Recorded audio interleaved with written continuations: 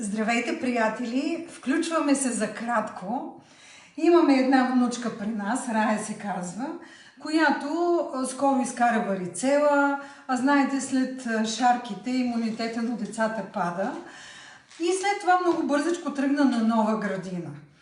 Много голям интерес имаше към малкия принц, така се казва детската градина, но стреса от това, че отива в нова среда, след шарка, това бута малко имунитета и тя се върна с една кашличка, която ние се опитваме да я овладеем и ще я овладеем по най-лесния начин. Значи тя обожава коластра, водорасли, масни киселини, но по идея на една наша приятелка, Ваня, благодаря ти, Ванче, за идеята, ще й направим бомбони, полезни. В тези бомбони ще сложим кокосово масло, трябва маничко само да го загрееме, в една купичка, която съм загряла с топла вода, леко да се отпусне.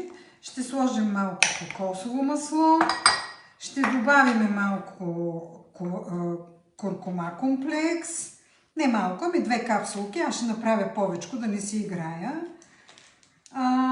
След това ще сложа водорасли, ще сложа комплекс масни киселини. Това са всички необходими здравословни омеги. Омега 3, 6, 7 и 9 в лесно усвоима форма. И след това ще сложим още някои други неща, които сега в момента се сещаме.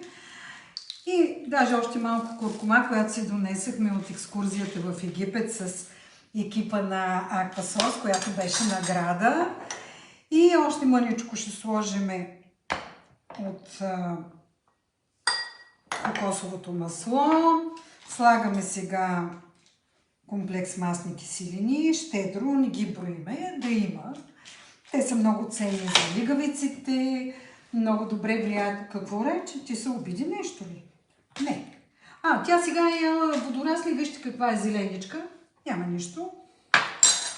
И ще сложим тук малко водорасли, истински органични кламъцки водорасли, които дават необходимите витамини, минерали, микроелементи, една морска енергия, която е много богата заради това, че са събрани няколко вида водорасли, червени, зелени, синьо-зелени, но всъщност голямата екстра е, че те са изключително богати на ценни вещества. И за да стане вкусно, ще сложа мъничко ванилова захар за аромат и мъничко така да я подсладим. Нали ще бъдат бомбони. И сега ще ги размачкам, така, внимателно. Даже ще ги размачкам с ръка, за да мога да стопля кокосовото масло. И ето, Райче, сега ти правиме бомбони, които ти с голямо удоволствие ще ги изядеш. Ще ги оформим в една такава формичка за лед. Това са го измислили майките изключително ефикасно. Децата, нали, обичат да ядат бомбони. А пък тези бомбонки, като ги сложи в устата, те ще си действат. И сега маничко само да разтопиме. Знаете, кокосовото масло се разтапи от човешката температура.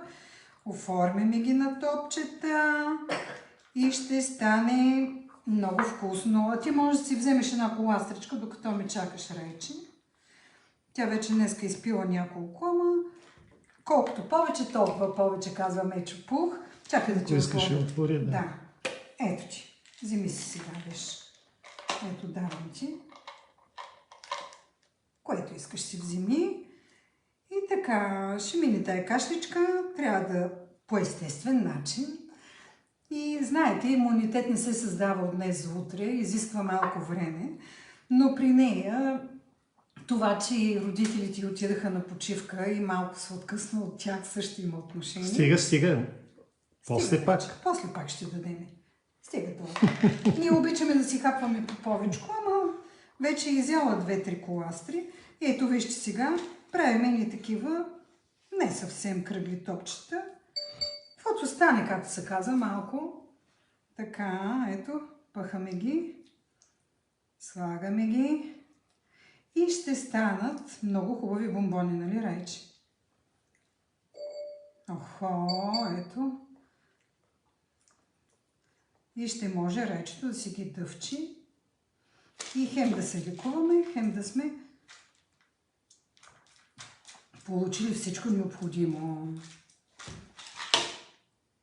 Ето. Готови сме. Някои майки сигурно са по-прецизни. Така. Ето ги бомбоните. И сега ги пъхам в хладилника. Покажи ги, моля пак, покажи ги. Малко да се стегнат. И Ето, ще ги момент, дадем. по-близичко. Така. Неправилна форма. Таралежки ги наричаме. И така, Handmade. скъпи приятели, пожелавам и ви един хубав ден. Райче, да махнем на нашите приятели. Виж, Рая.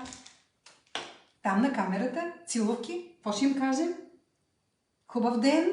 Хубав ден. Обичаме ви. Обичаме ви. Обичаме ви. Обичвам и. Айде.